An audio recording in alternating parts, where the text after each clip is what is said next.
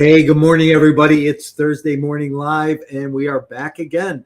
Hope you are having a great week and things are going well for you. I'm Mike Morawski. I'm with My Core Intentions, and I am bringing a great guest today. I think we're going to talk about something so different that you don't even have a thought in your mind what we're going to talk about.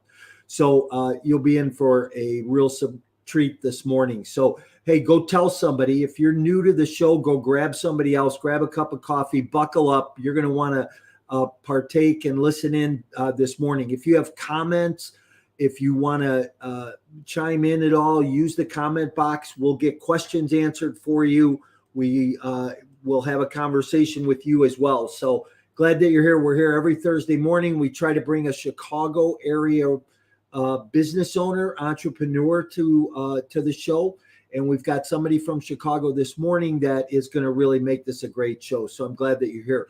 Remember, coming up in October 20th through the 22nd is the Multifamily Summit. This is my annual event that I put on every year. It's virtual, and this is going to be 3 days of gymnastics, right? We're going to have over 20 speakers, panels, all talking about the multifamily business, the state of the market, loans today. We're going to have a securities attorney on. There's going to be, if you're a new investor trying to get your arms around the space right now, it's going to be a place for you to participate in. You're going to learn a lot. We're going to have speakers on. Bronson Hill is going to talk about raising private capital, and Cody Laughlin is going to talk about scaling a business from zero, and Brian Briscoe, who just retired from the military and is going to talk about building his multifamily brand.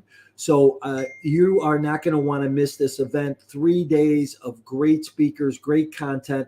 I'm looking forward to see what I learned this year because I always learn something new. But go get registered for that at multifamily22.com, and you won't regret that you weren't there. All right, my guest this morning is Philip Flores. Philip is with Cremation by Water. And very interesting concept, very interesting business owner. He's here in Chicago. Let me bring him in and start this morning's show. Morning, Philip. Hey, Mike, can you hear me? I can. How are you doing? For some reason, I can't hear you. You can. I don't know what happened. Do you have your speaker? Is your speaker on?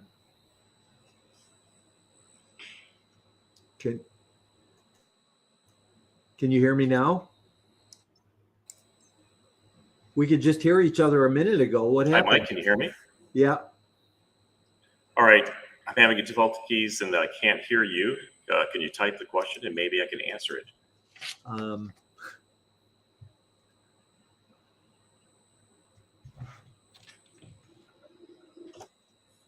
see.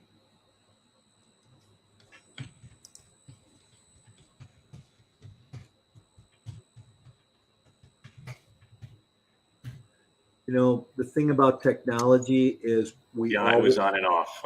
Something happened when we switched. Okay. How about now? Can you hear me now? Right. I'm glad everybody can hear me. Unfortunately, I can't hear everybody for some reason, and I still have audibility coming through.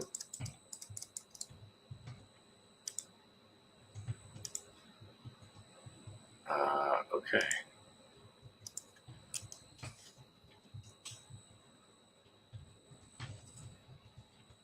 Life at the home of SiriusXM is always... We can hear that, Philip. I don't Tell you know. what, should I pop out and jump back in? Not if you wanted me to do that. Yeah. Why don't you try I'll that? do that. Thanks. Try that. Yep. All right. So, hey, sorry, everybody. You know, we always have these technical glitches, or not always, but once in a while we have these technical glitches. So Philip couldn't hear me talking. So what we did was we just moved him out.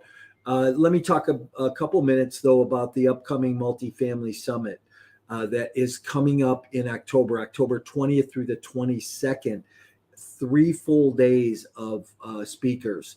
and content that you're not going to want to miss. Philip, you're back. Can you hear me now?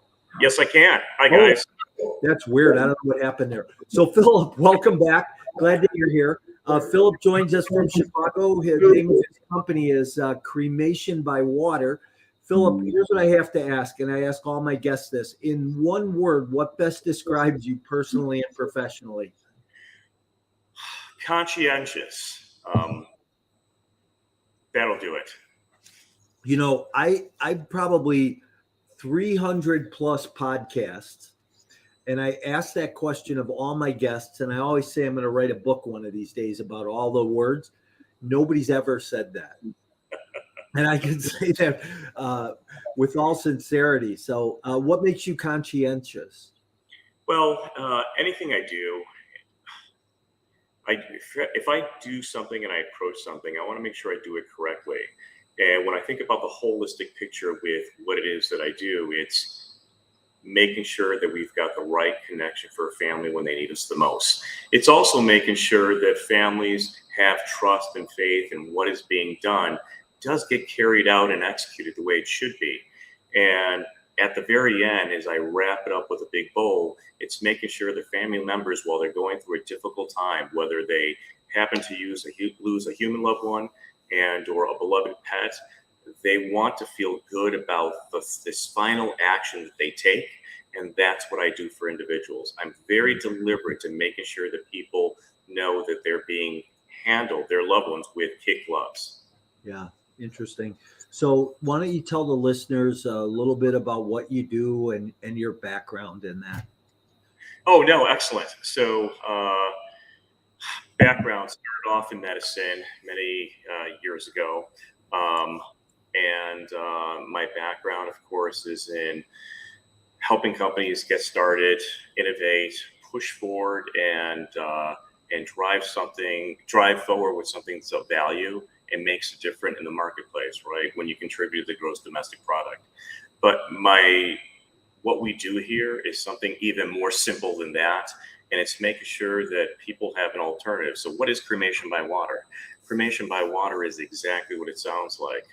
It's water, except it sounds a little bit like an oxymoron because cremation is typically known as fire, right? People think 2,000 degrees, high intensity heat, and greenhouse gases, mercury going in the air, pollution. And then they know that at the very end, they get remains that are typically fine in powder, grayish. Sometimes you can see bone fragments, teeth fragments.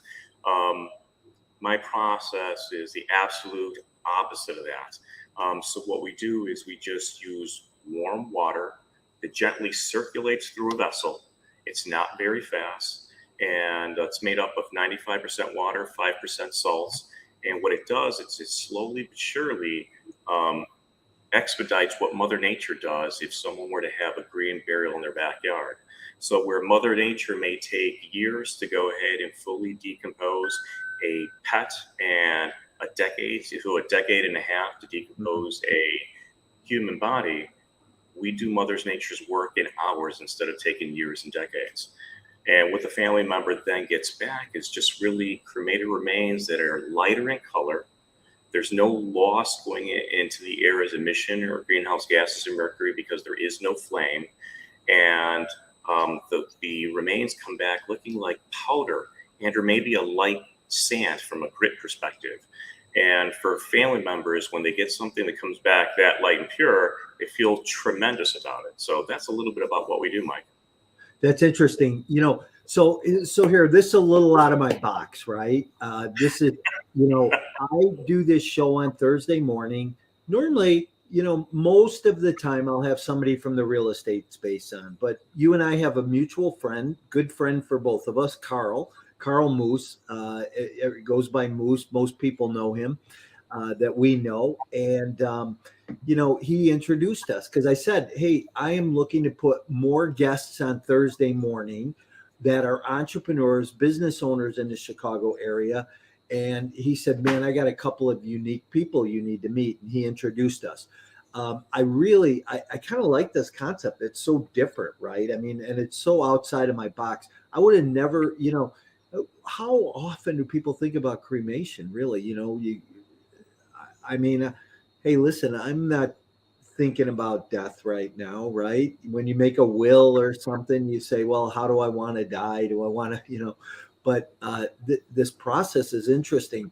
Where did this come from? Normally, like you said, cremation's by fire, right? Fire and water, talked about in the Bible all the time. But how did you come up with this water concept? Yeah, it's a great question. So actually, it came up about 31 years ago. So this is not a very new process at all whatsoever. I remember that's the first time I had heard about it. And it was when it first came out, it was actually being done at medical schools. It was being done at training hospitals where they were taking the organic waste and they were converting it into sterile water, because that's what this process does. It returns water back to the environment where it's safe to use to water grass, trees, shrubs, including crops. Think about that. That's a mind blower. And it's a perfect example of recycling as it takes place.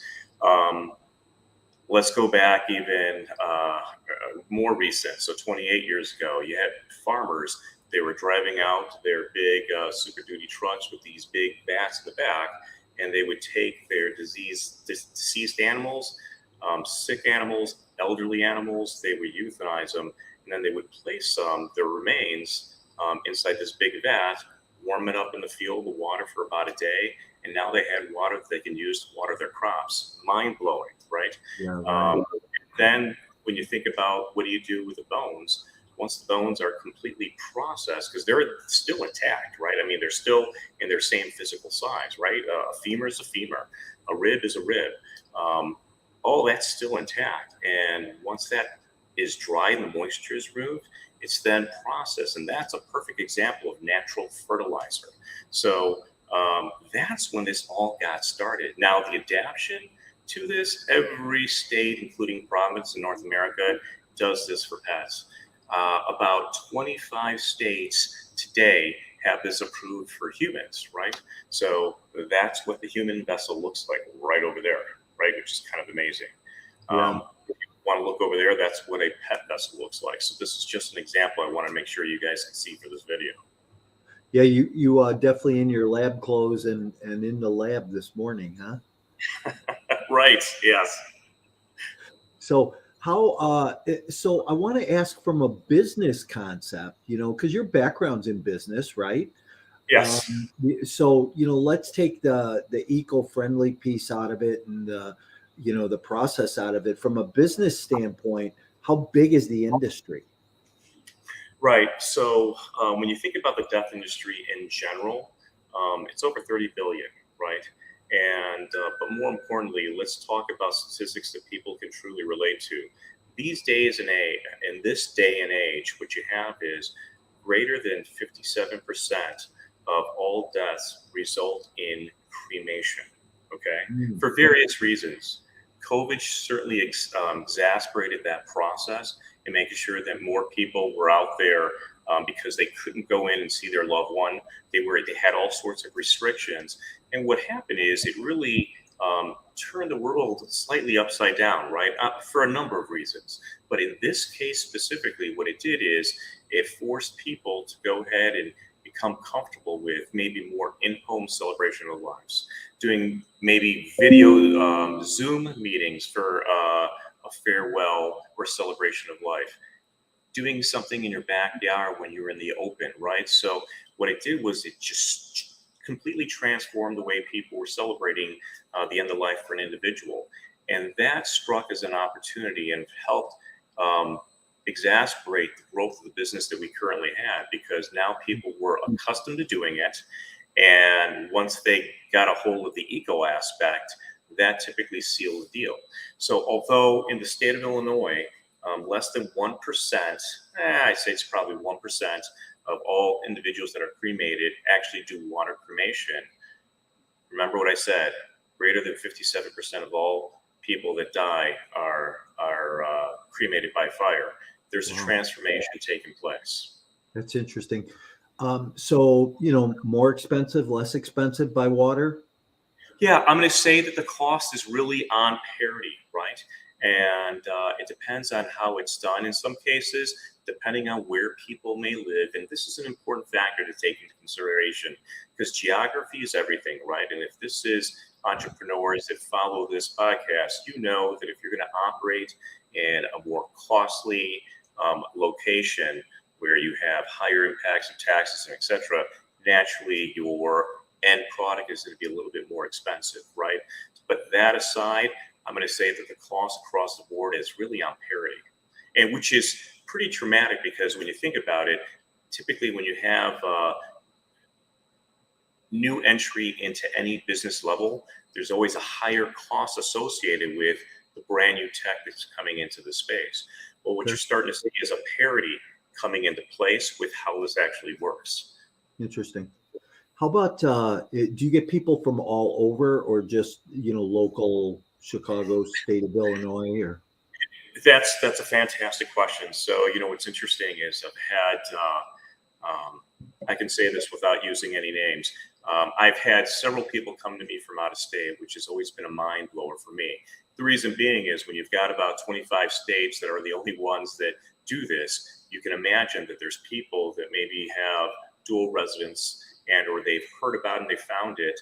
And I've had people come to me from Washington, from Connecticut, Rhode Island, California. California just went live this past December.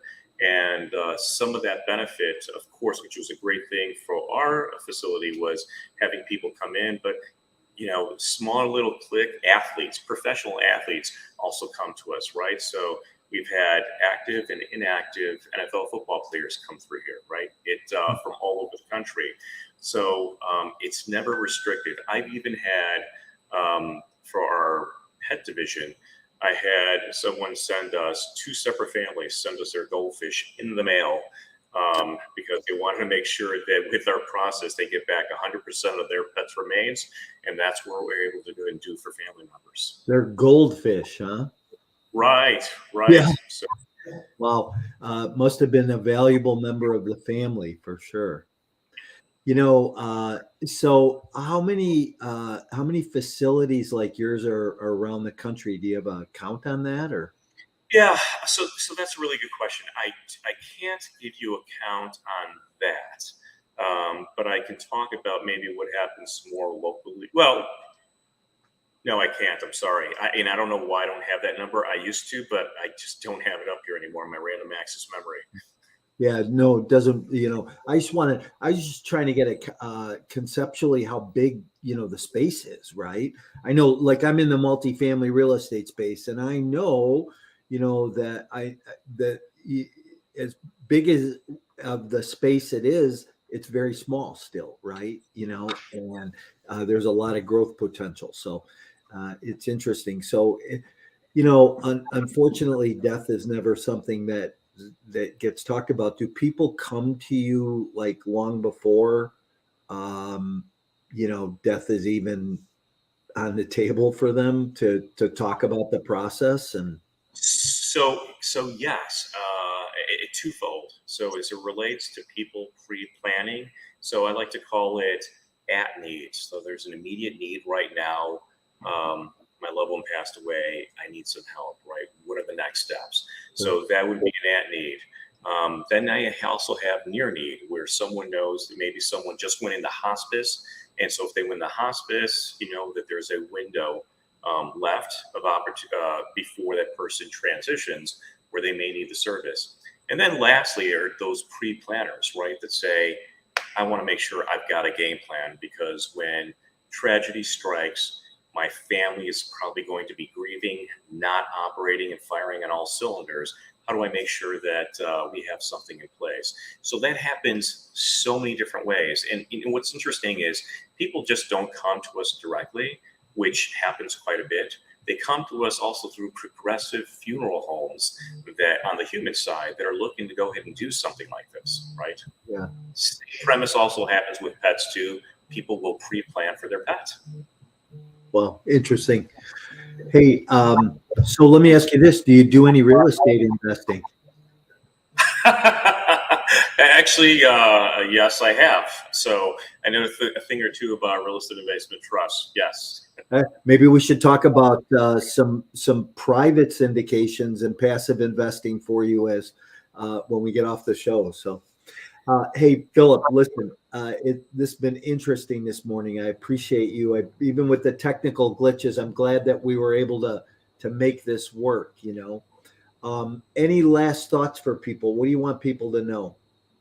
Yeah. So what I want people to do is when you're thinking about your own mortality, and or even if you run across someone that's actually going through a tough time because they know something is near passing, make sure you socialize the different options that are out there, because we only have one planet, and we have a small opportunity to continue to make sure that we've got clean air to breathe, because we've been taking a long time to help listen to scientists, help ensure that we are reducing emissions in the air. So do what you can to stay as green as possible to make sure that we've got cleaner air for our future and our offsprings.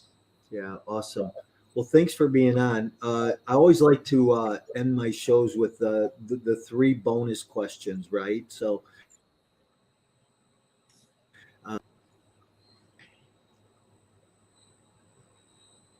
you hear me? Now I can hear you. Go ahead. You paused for a moment. Yeah, no, we just kind of glitchy this morning. That's all right though. Okay, so what's the best book you've ever read? So I have a military background. Okay. So for me, I'm a big Stephen King guy. So